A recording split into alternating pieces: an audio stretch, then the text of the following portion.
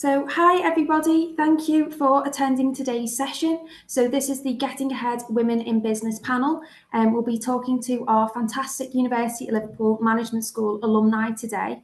So, really excited for this session. My name is Samantha Viella, and I am the Alumni Engagement Officer here in the University of Liverpool Management School. So, our Getting Ahead series is a series of in-person and online events. It's aimed at recent graduates, but I know that we have a few students who've registered and are attending today. But the events are basically for you to expand your professional network, gain career insights, and learn from our fantastic alumni. They've been in your shoes, so they're the best people to get advice from. And they're senior professionals, they're working their way through the professional world. So please do, any questions that you've got today, please do put it in the Q&A. But again, with the Getting Ahead series, we want to hear from you. We want to create events that are all about what you want. So after the session or even during the Q&A today, please do let us know what themes and topics you'd like to hear from. So from feedback we've received previously, a very popular topic was women in business. So that is today's session. So without further ado, I'm going to introduce our panel.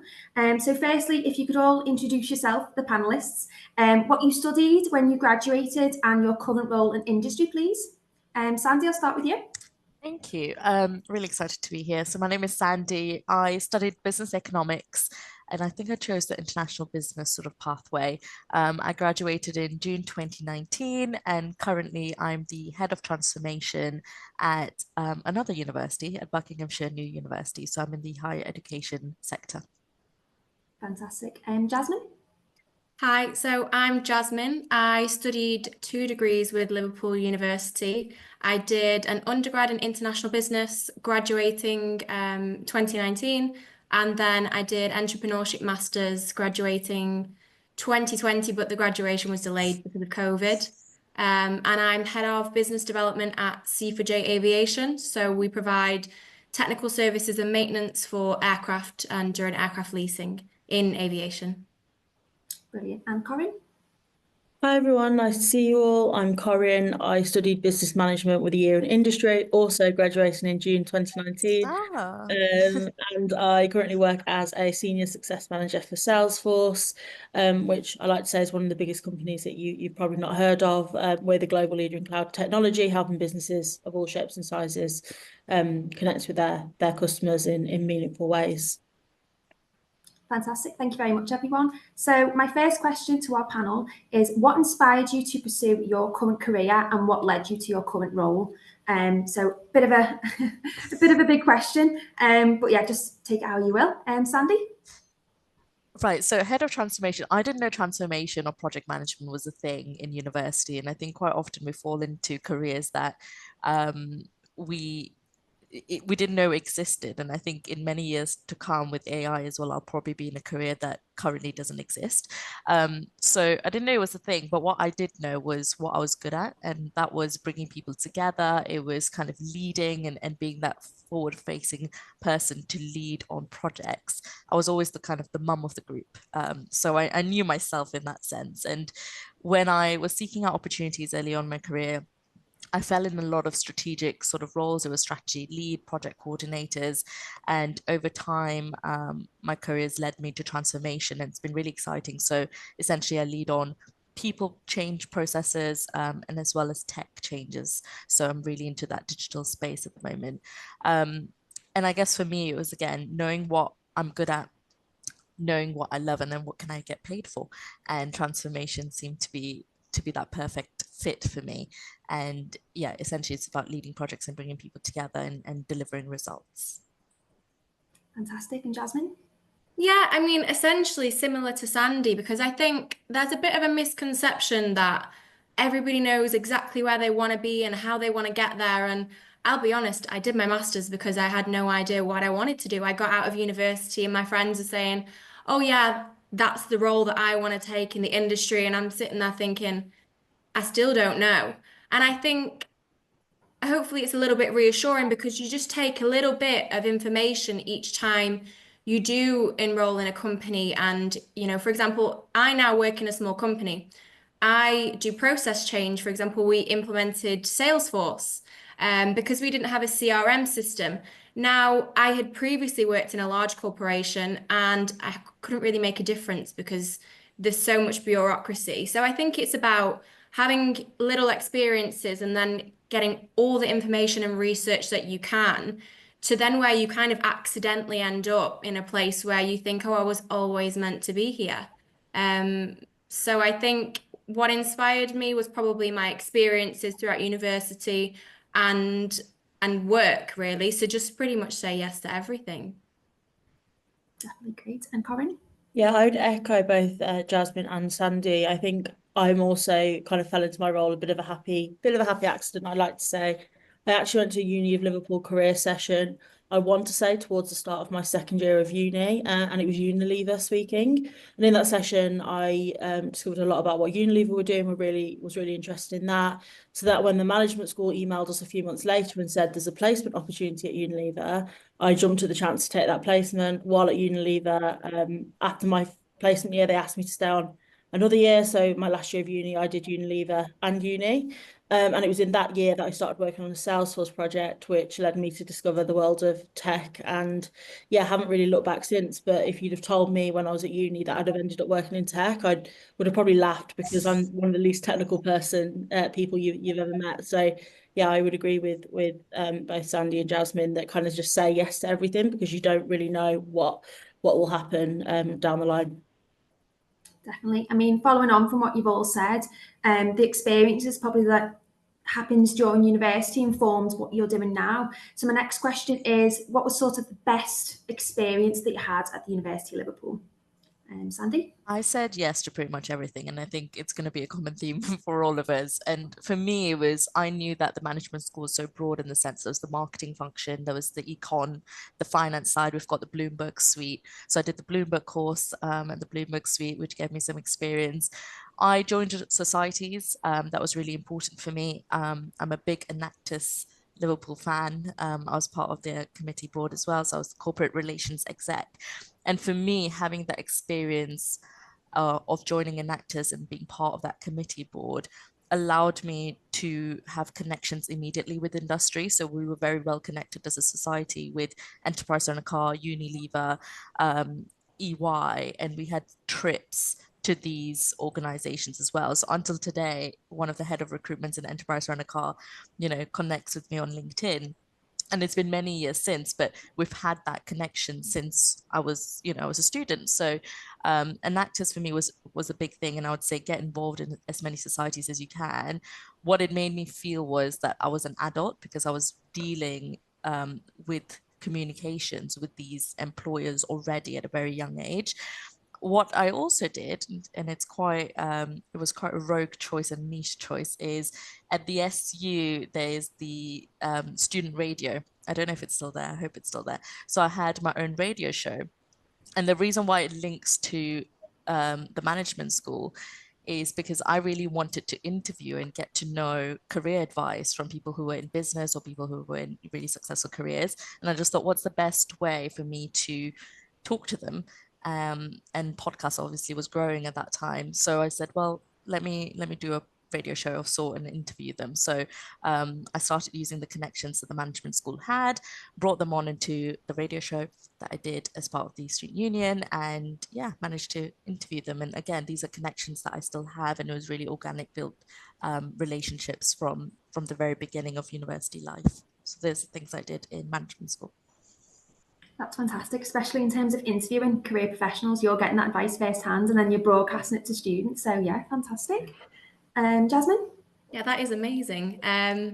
So on my side, I think there were two things that significantly impacted my journey. So the first one was I kind of feel like the university, as a result of what I had put in, was one of the first institutions, systems, role models, if you could call it that, that kind of said, we believe in this lady and we think she's going to go far. So I got the Future Leaders Scholarship from my undergrad to do a master's. So I did a master's, and unfortunately during my master's, I had a car accident. Now, I was commuting at the time, so it was really hard because I couldn't drive and I was in physio. And I remember thinking it could be so easy for me to just write it down as an excuse. I'm not going to get my first. I didn't get a first because of, you know, the car accident. I remember thinking, I don't want that. And I knew from my experience at the university that the systems and the processes were all in place for me to succeed. But what isn't the case is it's not put on a plate for you. Nobody tells you this is what you should do.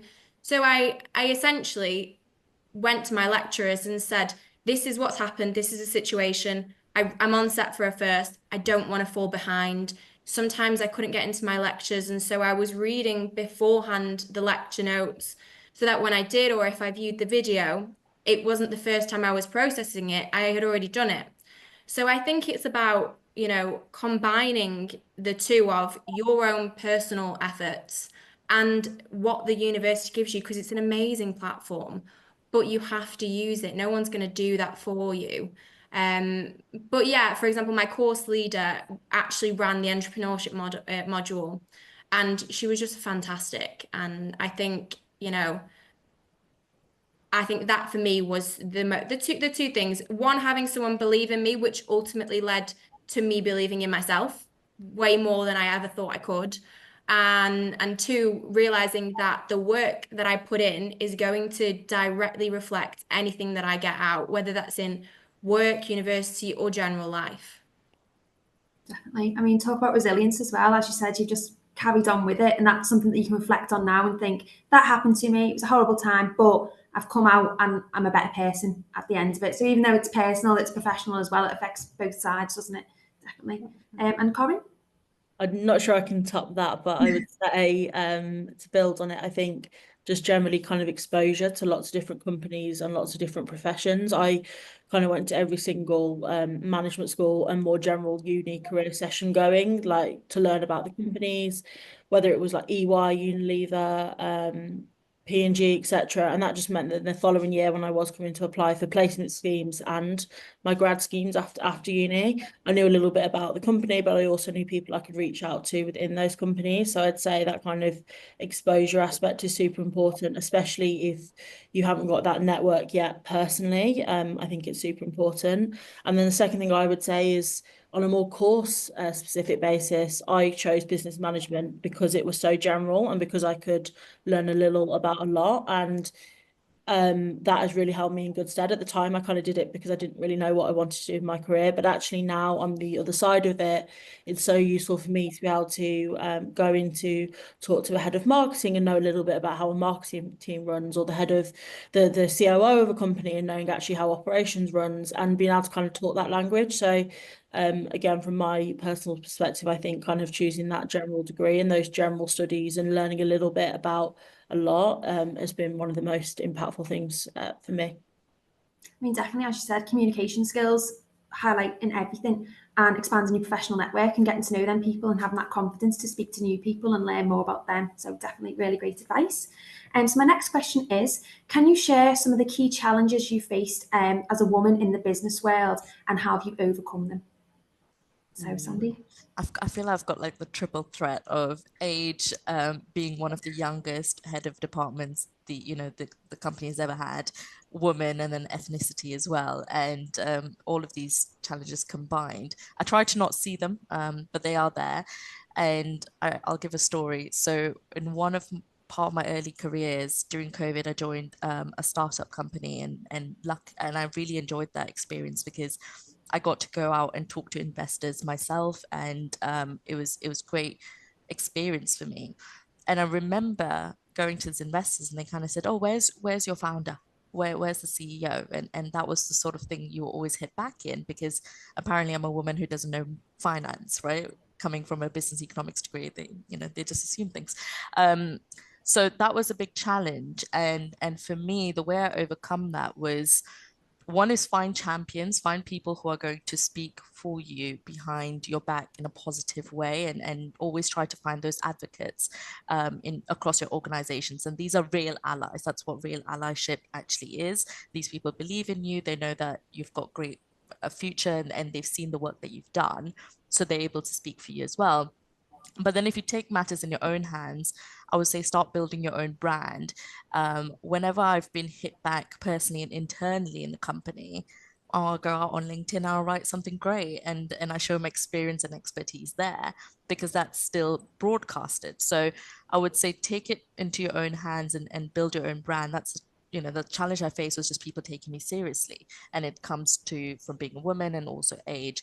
And I think you use that and leverage it and kind of showcase it in different means, whether that's a podcast, whether that's LinkedIn, whether that's being a chair of a committee within your institution, or whatever that may be.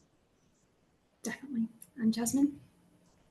Yeah, so I pretty much had the exact same experience, but so I began working in a technical sense when I was 22, and I started shadowing. Well, it wasn't even shadowing really. We would go to meetings, myself and the managing partner, with clients so that I could learn, because essentially down the line the idea was that I was going to do the role and he would step back, and we would have 30-minute meetings, and I kid you not, of nobody looking me in the face. Not my founder would, but the client wouldn't actually look me in the face. And I just mentioned before about what I've achieved previously, so that didn't really sit very well with me. Now I can understand the preconceptions that they had. I'm young, and it's not just a male-dominated industry. The average age is probably about 50, genuinely, or was at least when I was 22. So I thought, how do I change this? Because I don't like it, and it's not an enjoyable experience. So I thought, they can't speak directly to my founder and look him in the face if he's not there. So I did 6 months, genuinely 6 months of my head in a book. And then we did a few test meetings, and I was ready to go. And from then, we don't really take meetings together, but it's also changed because I did exactly what Sandy said, and I built a brand on LinkedIn. So people's preconceptions was young lady, blonde. Sometimes we have thoughts like she might be silly, which is fine. But I wanted to put it out there that I wasn't. So I would put my accolades on LinkedIn, give my experience, a project completed, I would put it on there. Now I have 10,000 followers, and my sales essentially come to me, which was not the case. If I'd have known that the hardest part of the job would have been when I was 22, I would never have guessed. But I think the two things I would say is have a really strong sense of identity, and 100% keep your integrity, because not everybody's going to act like that. But if you act in a way that you are always proud of, it will always come back to you. So yeah. Definitely. Great advice from the both of you. And Corinne? So I think there's kind of three broad areas. I think for me, being in tech, it is a male-dominated industry, and always has been and probably still will be for a while. Salesforce is better than most, but being client-facing as well, I can talk to clients and I've got no control over their organization. So actually, I had one client who is a household name in the UK, and I worked with them for 2 years and didn't speak to a single woman at that client. Nothing I can do about that. But what I can do is focus on three things, and they would be shifting your perspective. So when you do have those moments of imposter syndrome, realize that yes, your perspective is different. Acknowledge it, first of all, because it is true. You have got 15 years less experience than someone. However, you do therefore bring a completely different perspective and a fresh set of eyes. So focus on the differences and why they're positive rather than the differences and why they're negative. I think the second thing I would say is, if you think back to when you were at primary school and you had like a record of achievement, have a professional version of that. So I've heard it called a success journal, a smile file, a brag book, whatever you want to call it. And whether it's an email account or an Excel spreadsheet or a Word document, just note down somewhere all your achievements, whether they're really small or whether they're kind of those bigger awards or bigger projects. Not only does it help you on those bad days when you do need to just remind yourself that actually you are more than capable, but also it does help you when you go for those like promotions or new jobs. And the first thing I would say is open the door for other women coming behind you. I think that's by far the most important thing, is I acknowledge the amount of help I've had to get to where I am today, and I try and pay that forward. and find that group of people, and whether that's men, women, a mix, whatever. I'm lucky that I've got some ex-colleagues who have become very close friends, and I lean on them every day in one way, shape, or form, whether that's advice about work, advice about how to approach a difficult conversation, whether it just needs kind of hyping up before a difficult meeting, even boring things like pensions and ISAs and things that women don't tend to get as much education on as men.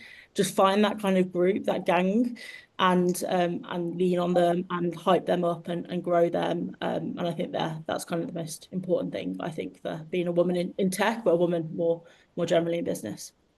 Definitely. I love that, having that little support network who you can lean on. And it can be just, as you said, a silly thing of hyping yourself up, but at least you've got them there to speak to and lean on. So yeah, fantastic advice from all three of you. So my next question is, you've sort of touched on this slightly, but in your opinion, what are the key skills and qualities that graduates should develop to excel in the business world? Can I give three? There's two that kind of combines, and it's how you pitch, because you're always pitching either for the company or you're pitching for yourself. And part of that is that storytelling ability to be able to say, this is the problem, this is the solution, and I can be that solution for you. And also, when it comes to storytelling, depending on the audience that you have, you do have to kind of change your narrative as such, and it all comes into that pitching skill. So I would say, I know some people avoid modules that has presentations as the assessment. I would say go for those ones, because those will give you the skills needed for your career, because it's really important at every level of work. And then the second one, I guess it's more of a personal skill. It's that resilience, and Jasmine showed that in undergraduate, and I think we all show that in university, where things are probably not going as smooth as we'd like. For me, resilience has been key in going through a career during a COVID period and still wanting to progress through, because the sectors that you think was opened up weren't open up anymore. I left university really wanting to move to London. There was no point me moving to London during COVID, which just meant I didn't have that opportunity to go for certain companies I really wanted to in the very beginning of my career, but everything's kind of fall into place. So I think having that resilience, and then also knowing how to pitch and story tell throughout your career is really key. Fantastic. Jasmine? So I'm probably going to say one that I don't know if everybody would consider it a skill, but I'm going to say on top of all those, because I think those are great as well, actually. But I would say confidence, because I think that there's a common misconception that you either are confident or you're not. And that's really not the case. Sometimes I feel like I'm walking into a room full of people that I don't know, and I would love for the ground to swallow me up. Like, that would be great. And there are some days that you really just have to dig deep, have to present your best self. And confidence is something that you develop over time. So confidence is something that, you demonstrate to yourself. I have done this. I was fine. I'll be fine to do it the next time that I don't feel like it. There are some days that I walk in, my job is a breeze. I love it. And I do feel super confident. I feel great in myself. And there are some days that I really have to take that skill and not allow it to show on my face, because ultimately I'm in sales. I'm selling services that are hundreds of thousands of euros. If I walk in and I've got a haze on my face and I'm not really connecting and I'm not storytelling properly and I haven't gauged my audience, then, the job doesn't work. So I think take exactly what Sandy said and the presentation modules and develop your confidence constantly, because I'm 26 now. I've come a long way from where I was before, because I don't think I'd have done a panel like this. And my bosses are already saying, because I've had a few questions to do a panel in person, and that was at the International Business Society for business aviation. And I said, I don't know what I'm going to say, speaking on the technical side, and develop your skills. So I think now my next step would be to find a public speaking coach or something. That's a skill I need to develop, because I wouldn't have probably done that before. So I think, yeah, confidence is one. That is a skill. Definitely. And Corinne? Yeah, I think just to add to Sandy and Jasmine, I think resilience has been mentioned by both throughout, but I think especially working in the tech industry, the things I'm talking to my clients about today were literally not invented 2 months ago, and that's not an exaggeration. I'm having conversations today about agentic AI. If anyone wants to Google it, feel free. But it literally wasn't, no one was talking about it 2 months ago. So being able to kind of very quickly pivot and pick up new things and embrace change and get comfortable being uncomfortable. I think that's kind of the key thing. And I think a lot of that you do learn at uni. I think especially when you are applying for jobs in your final year and you're trying to balance often part-time jobs, applying for jobs, and your degree. But I think really being able to kind of surf the wave rather than swim against it was something someone once said to me, which I think is so true. Like, get on board with the change and figure things out as you go is super important. I think the second one I'd say is proactiveness. Again, I think mentioned by all three of us throughout. Say yes to things and figure out how to do it afterwards. I mean, obviously, use your judgment. Don't say yes to rocket science if you can't build a rocket. But generally speaking, most things we get asked to do, you're being asked to do it because the person who's asking you thinks you can do it. So say yes, figure it out, find those people who can help you if you need the extra help, but like dive in with both feet. I think it's super important. And then the third one I would say is just curiosity. I think one of the biggest blessings of being earlier in career is that people expect you to have a lot of questions, so ask all the questions. There's no such thing as a silly question, genuinely. If you've asked the question, that probably means 50% of the people in the room also don't know the answer. So do take advantage of the fact that people are expecting you to want to learn more, to ask those questions, ask why over and over again until you get to the root cause of a question or an issue, and you'll find you understand a lot more early on. Brilliant. Thank you very much, everyone. So my next question, and you've sort of all touched on this, it was, are there any role models or mentors who've had a significant impact on your career so far, and how have they influenced your journey? Oh, I like this one. I think within university in itself, a lot of my lecturers have influenced my journey, whether that's just going to them asking for advice on a piece of coursework or presentation. I really used our careers team and our department. I went to that almost every day for every workshop possible. And that just gave me the real life kind of understanding. In terms of personally outside of the world of university, I read a lot of books, and there's a couple of people that I really read into, and it's kind of things what we've said, and maybe that's why we are the way we are. But Richard Branson's always said, say yes and then figure it out. There's this lady called Marie Forleo. She's got a book called Everything is Figure Outable. And that's another one that I've read to build that resilience. I would also say my current manager, I've been really blessed to have a great manager at Buckinghamshire University. And what he's taught me is to feel empowered to challenge, because there's a reason why you are in the position you are. You are bringing a new perspective. So challenge if you see something that doesn't seem right, or if you see that you want to challenge the status quo, feel empowered to do so, and you have the authority to do so, whatever level you're in. So for me, those are the key people in my life to kind of say, actually, just say yes, be in those rooms, be happy being in those rooms, and then make your impact when you are in that room, which is challenging the status quo. And you can do that now when you're a bit young in your career as well, because people will expect that from you, even though you don't feel like they expect that from you. Fantastic. And Jasmine?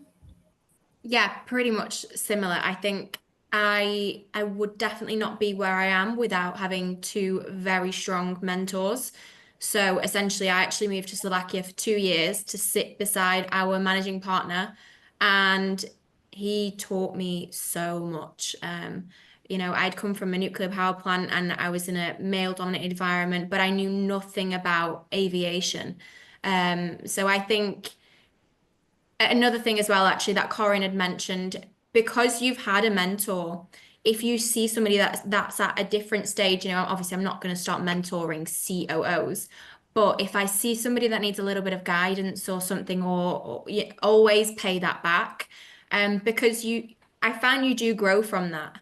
But the role models, there have been significant women in my industry who will never waver in putting my name in a room that wouldn't have necessarily been there. And I think that's really important, because it has changed me as a person a little bit, I would say. I'd say all the acts of kindness, they snowball.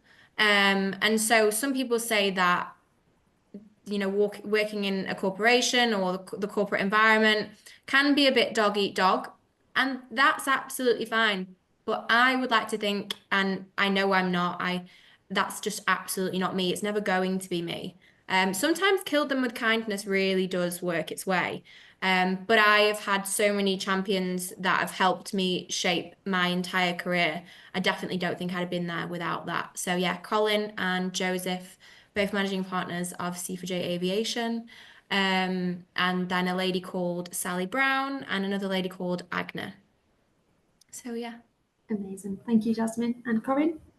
Yeah, I think just to build on that, I think I've got some mentors who've been around now for 7, 8 years, but I've got some that I guess are for more specific things. So I'd say, although there'll be some mentors who follow you through, there'll also be some mentors who are, I guess, around for a season, so to speak. And I've definitely been lucky enough to kind of have a mix of both. I think, especially early on in career, I had two senior directors at Salesforce who both did the job in completely different ways, and actually I'm probably now a bit of a mix of their two styles. And I think that is so important when you're early in career. And as Jasmine was saying, kind of being able to sit next to someone and learn and kind of pick up all those tips and tricks that you are never going to learn from a textbook is super important. And yeah, as I say, I feel very lucky to have had a few who've been around for quite a long time. And again, as Jasmine said, always mention my name in rooms that otherwise my name would not be mentioned in. So yeah, I think it's super important to find those people and nurture those relationships, and yeah, also give that back what you can. Definitely fantastic. That's a nice little question to end on there. So another question, can you share some effective tips for networking? So it could be in-person networking or online networking. And how do you build professional relationships, especially with women in the workplace? Yeah, I love networking events. Sometimes it can get a bit awkward though, because you're like, what am I meant to pitch? And I think what we need to remember is your networking events isn't pitching, you're not selling, it's actually just building those relationships. And the best way I have found and the most meaningful relationships I've found through networking has been when I've had a difficulty at work, or if I have a question, whether it comes to, let's say, negotiation, or how would you deal with this change and how have you done this? People like talking about themselves. So when you go to networking events, ask people for advice, and then you have to do the job after. You know, you go to a networking event, you think it's been a success because you've added 20 people on LinkedIn, but which 20 have become real, true connections in the outside world? And that's on you to follow up. So I always try to send like a voice note on LinkedIn and try to connect with them, saying, can I have 5 minutes of your time, whether that's on Zoom, whether that's on Teams, or in person. And I think if you think about that person and if you're helping that person, they will help you too. I've seen sometimes when people talked about they're looking for a change in jobs, and if I found a job opportunity that I think they'd like, I send them the link, and that's just the law of reciprocity, if I can speak English today. So it's to give and to receive back, and that's how I've built those professional relationships. Brilliant. Jasmine? Yeah, so I think with me, the networking role within my role is we go to conferences and I essentially meet them for about 30 minutes, discuss the services, and then we're pretty much there for a week or so. Conferences are about 3 days and you network all throughout. The connections that have gone on to make sales, they are never made in those 30 minutes. And if they are made in those 30 minutes, we probably didn't speak about business. Networking is really about connecting with someone on their level. So finding something, I feel like I'm quite multifaceted. So if I like to know my audience. If I'm doing business with someone and they like Formula One, well, great, so do I. Let's talk about that. Sometimes we've had meetings that have been an hour, and then I say, oh, I'm really sorry, I've got to run to the next one, but we didn't even discuss what my company provides. And then they'll reach out and say, actually, we still need to talk. I think it's about knowing your audience, connecting on a good level, But I think as a woman in business, one thing that I've really learned is always be kind, always be respectful, keep your integrity, but operate in a way that people know your boundaries. I think in sales, you have to be careful because you don't want to be too kind. It's hard to speak about on a panel for University of Liverpool, to be honest. But you have to keep your boundaries. You have to operate in a way people think this is very professional, but a person that I really do want to do business with. So yeah, it's about learning who you are and how you present yourself, really. Definitely. Brilliant. And Corinne? Yeah, I think in terms of like internal networking, I think that's one area. I have worked for two big companies, Salesforce is like 80,000 employees. Unilever was about the same with a very small one in between. And the way you network in those type of companies is very different. I think when it comes to internal networks, I think look outside of your immediate role. And if you are lucky enough to be in a global company, look outside your region. Try to get to know people in different areas, different parts of the business, because as you say, you never really know where you'll end up. I'm a big fan of volunteering. I'm lucky enough to work for a company that pays us to volunteer. So actually using those times to get to know other people from the business. My last role, one of my references, internal references for that role was someone who I'd met in volunteering. He had no idea how I did my day job, but he saw how I'd project managed the volunteering thing, and because of that, could provide a reference. So kind of getting to know those people, putting your hands up for additional projects, and helping out with things like that, I think really helps. I would also say for internal and external networking, be really intentional. Going to conversations, knowing what you want to get out of that conversation. Most people are more than happy to kind of go for a coffee with you, have a chat with you. But actually, if you say to them, "Hi Sam, I saw you posted on LinkedIn about graduate engagement. I'm really interested in finding out more about that. Would you be willing to let me pick your brains for 15 minutes?" Most people will say yes. Most people inherently like talking about what they're doing. And actually by going into those conversations with a purpose, it helps both parties, because the last thing you want to do is kind of go into a situation and waste someone's time, especially if they are significantly more senior than you. So I'd say just know why you want that conversation, and yeah, have a clear view of where that person fits into your network. Definitely. And I think as well, sometimes I think there's that fear that if you send a message, you're not going to get an answer back. You might not, that's fine, but there's plenty of other people who will have that conversation with you. And there's people that you'll message and you don't know where that will lead. So it's always that thing, I always think that to myself anyway, that you don't know where that conversation will lead. It could be a complete dead end, that's fine. But there could be someone out there who's got such similar interests to you and you don't know where that conversation will lead. So yeah, definitely fantastic advice. So my next question is, can you describe a memorable success story or a project in your career that you're particularly proud of? So yeah, show off a little bit, but also what are the lessons that you've learned from this? Yeah, so recently we did a project in 100 working days, and it was essentially to consolidate 3 service areas and bring it into one, so kind of one-stop shop for students. There's some complications and technicalities in those, but the main point was the time scales. We wanted to do this in 100 working days, and the sector was saying you can't do it. Staff are saying, "Oh, can we really?" And it's already a busy time of the year. And for me, what I was proud of is we were able to do it and even exceed that. We were able to achieve the KPIs that we had intended, we set previously. The main reason for that success, and it's not just pushing people out of those 100 days, in my role, I guess that's what people think I can do, or in terms of just pushing people and saying, let's do this. It was actually bringing people on that journey, bringing colleagues on that journey, and allowing them to feedback and make it their own as well. So for me, one of the main lessons and thing I'm really proud of is that everyone owned that project.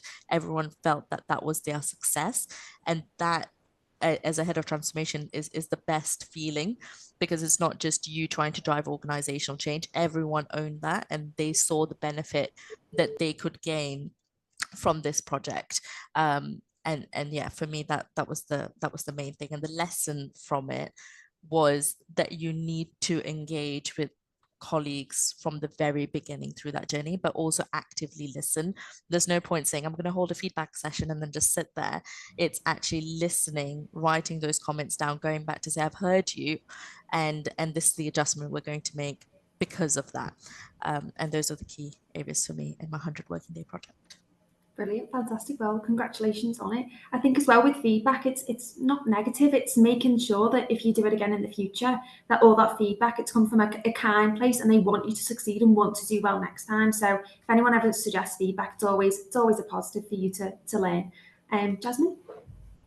So I think by far my most challenging project would be I was project managing. I had a team of 6 guys, and they were in Jordan. And the objective of the project was they had to be supervisors for a maintenance repair organization in order to regain their, it's hard to explain in technical terms, but the maintenance repair organization needed to regain their GACA certification, which means that they can't really operate without it. And halfway through this project, and it's a multi-million-pound project within the year, there's political unrest. And the advice is don't go to Jordan and pull the guys out of Jordan. Now, we didn't anticipate this, and the decision was ultimately on my shoulders. So I had to give the go-ahead for the project to continue or to pull them out. And I am 23 when I'm doing this. So what I did was I spoke with the guys. From them, there was no sense of urgency. Things were escalating within Jordan, but they said they would like to stay because if they go home, they wouldn't get paid because my group of guys were contractors, and they got families to feed. So it was probably the hardest 24 hours ever of just collecting all the information, all contingency plans, exit routes. If they stop flying there, how are we going to get them out? Who's responsible for this? Does it still fall on my shoulders? Have I read insurance? What are the implications of the decision that I'm going to make? And you would think that it's all good and well, your founders always championing you. But when I asked, they said, well, we believe that this is your project, this is your answer, you can do this. And so ultimately we actually left them there and nothing happened. But we did have an exit strategy. We had different levels of an exit strategy. And it's also about sometimes listening to your team, because I wasn't there physically. And they told me, if I go home, my family, I have to pay for, my house, my kids, and you're going to send me home on a project that could potentially last another 6 months. The startup again would probably not have happened. And also the implications for the MRO, because if they don't regain their GACA certification, they can't provide aircraft maintenance, because they're not certified to do that. So it's a lot of, I'm so sorry. That's my answer. No, that's great. I think, as you said as well, you were only doing that when you were 23, and that probably seemed so overwhelming, and you thought, oh my God, what is happening here? But now if something like that was to happen again, you've been there, you've done that, you've learned from the experience. Yeah. So we have plans before now. Many plans. So we've changed that system. Yeah, exactly. So again, it's that feedback, taking on feedback and going forwards with it. Brilliant. And Corinne? Yeah, I think my most kind of memorable success stories and things that I'm most proud of are often projects which at some point have been a total disaster and turned back around. I think there's kind of a unique sense of satisfaction where you think something is completely going to fail and it manages to turn back around. I think in my role, I'm responsible for making sure that clients, once they've bought their technology, that it's been used, that they're seeing the kind of ROI on those technologies. I had one earlier in my career where it was a launch of a new technology for a global financial services firm, $2 billion company.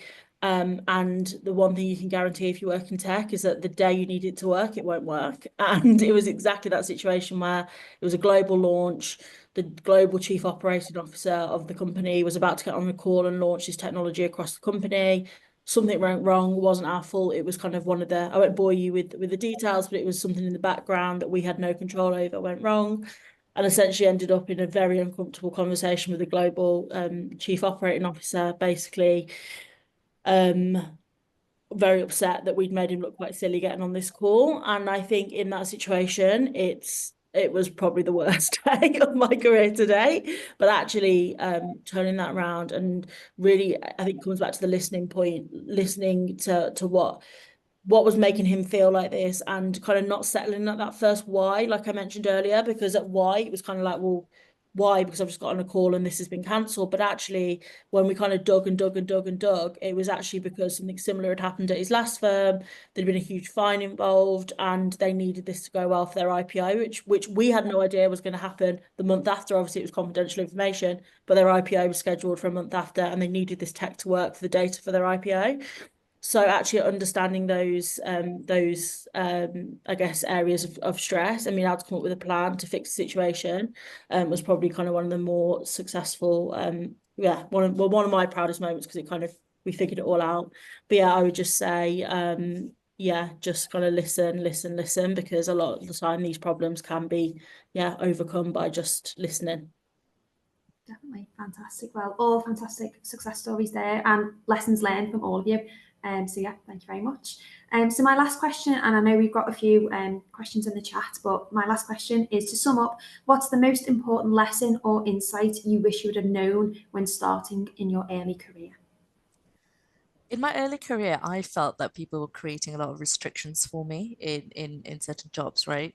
And I think that actually, in reflection, is because you're someone who's young, you're someone who's new, you've got all these fresh ideas, and you're really creating a positive impact.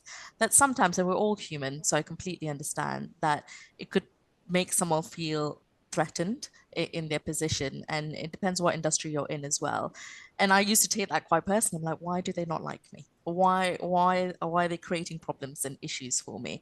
But it's for you to realize that you just have to rise above that. And what I wish I'd known was that that's the reason why the restrictions were being created, because you're showing an impact and seeing that as a positive rather than putting yourself down for it. And then it gets to a point where you can reap the rewards of all the impact that you've created. But I would say write down a note of all the impact, and just take up space in the rooms that you're in. You're in those rooms for a reason. Don't just be in the corner of those rooms, and talk about metaphorically, but even in Teams call, take up that space, use that space, because you're there for a reason, and don't shy away from that. Brilliant advice. Jasmine? So one of my insights, if I was not on a panel, I would say be absolutely delusional. But I am on a panel, so I would say always be your own champion. I think when you think about it, do you know the achievements of somebody else from A to Z? You don't. And I don't think that's personal. I think it's because most of the time people are more concerned with themselves, and that's fine. But I think picking up from things that both Corinne and Sandy have said is always have a chart of your achievements, because be ready to present that should the opportunity arise, and always be your own biggest champion with a passion. I think I put myself forward with a passion because I love my job, and I believe I can get anything done, really. For example, I applied for MI5 when I'd got out of university, and I was so convinced I was going to get it. I was waiting for the acceptance letter. Luckily, I got rejected, but just do as many things as possible that proves to yourself that you are capable of anything, really. And every rejection is definitely a redirection, because if I was at MI5, I wouldn't be here. So yeah, that would be my insights. And I guess since we're Gen Z, we can say be delulu. Like, it actually does help. Can we? Yeah. You actually, that's what I meant. I think we should say it. No, because I think, and sorry for harping in there, but if that is that confidence, because there's no reason why you can't be in that room. You just have to push yourselves, and we've all got amazing titles and we're in amazing careers at the moment. And I think that's because we just thought, actually we can do it, you know, and just putting yourself out there. So yeah, And be the definitely, Lulu. yeah, and say yes first and then figure it out later. Because the men, it's a women in business panel, the men always say yes. And do they always know what they're doing? No. Will we follow them? Yes. Do they just figure it out whilst they're doing it also? So we should do the same. I think the problem sometimes with women is that we don't put ourselves forward unless we think we're 100% ready. And if you wait until you're ready to do something, you're already a little bit late. So just go for it. Definitely. And Corinne? Yeah, I think I agree with all the above. I think rejection is definitely misdirection. But I would say my top tip would be know your non-negotiables and stick to them. So the only times in my career today where I found myself unhappy is when I went for a job and I knew in my heart that it wasn't aligned to my values, but I was like, you know what, I'll just do it for a few years, make some money, it'll be fine. Actually, like for me, money isn't the most important thing. For other people, it might be.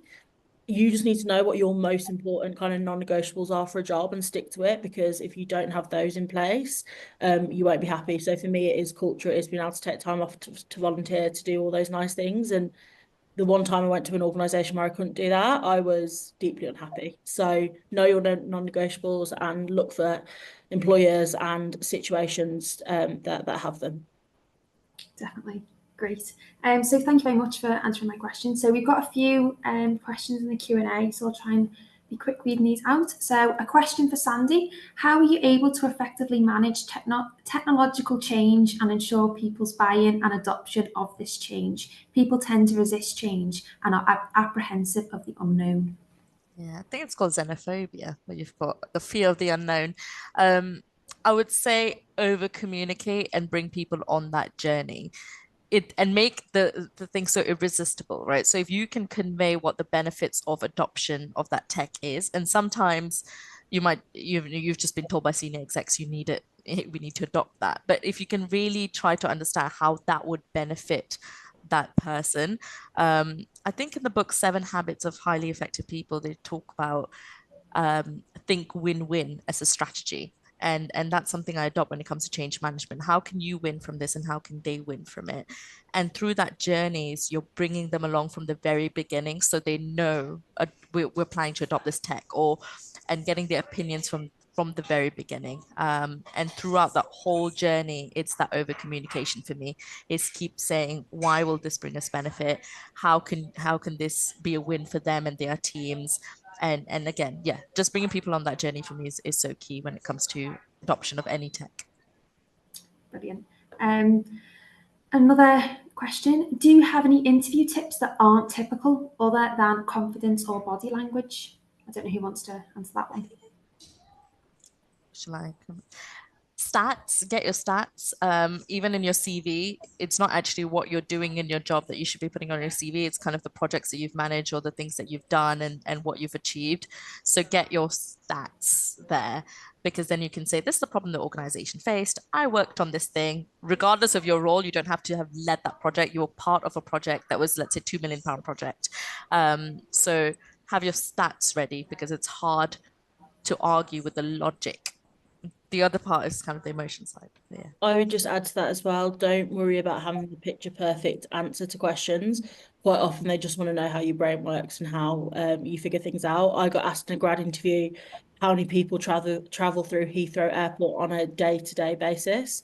And they literally just wanted to see if I could be like, well, it's this many planes, but there's also this many people who work in the WH Smith and this many people who man the BA desk. And I'm sure I was millions out on the actual answer, but the way you kind of methodically work through it is what they're looking to see. And if I could just add a little bit, I would say during the interview process, also try and figure out if that is something that you would like to go to. For example, ask them what's your culture like? I've done this research, but I still don't really know, what does a day-to-day look like? Do you have morning meetings? Do you have lunch together? Because if you're ultimately looking for a job that's going to take up a really big role in your life, and you want a bit of a sense of community, and maybe being, you know, like be on a team like Sandy's where she's bringing people along with the change, and you actually are interviewing for somewhere where that's not the case, and you're not really valued, or you don't get brought along with the project, you get told rather than sold to, then you need to figure it out that if you want to actually work with them, it's also a chance of, like, it's a two-way communication. Yeah, definitely. Another question. As a recent graduate without much experience, what would you recommend I do if I'm uncertain about my next steps? Should I get an internship, gain experience, or start applying for jobs directly? I think start looking for other opportunities where you can develop those skills. So, for example, in the tech, if you did want to get into the tech industry, Google has free courses that anyone can do. Salesforce has free courses anyone can do. I'm sure the rest of them do as well. So look for those opportunities to kind of upskill in that specific area. And then in those situations, you'll also be able to grow your network, would be one of my tips. And I also say, in early of my career, I've always been in small organizations. I've always been part of startups or SMEs, and the experience that I've got from that. So don't think that you need a massive company on your CV. Sometimes that's really beneficial as well. It'll really get you into some rooms, but being part of smaller organizations has allowed me direct relationships and understanding of how the co-founders are thinking and what the CEOs are saying, and being part of that exec team really, and meeting them every day. So that's been really key for me. So if there's something that you find out, it's a small company in Liverpool, I'd still say yes to that if it can get you the experience that you need, and if you like the people that's part of that company. Definitely.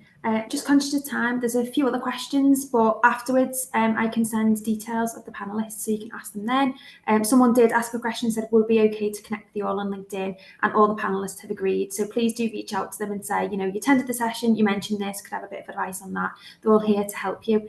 So just to wrap up, I'd like to say thank you very much to our panelists from a range of industries. They have some top tips, career insights, but again, you're all doing such amazing different things, but all the advice you said, you were saying, well, I agree. So it just shows you that the advice that they've got, it's common and it's all over.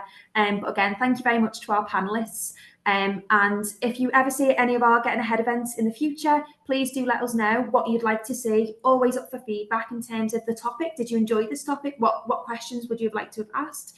And again, anything that you want to know more about as a recent graduate, as a current student, and our fantastic alumni, they're here, they've been in your footsteps, and they can answer your questions.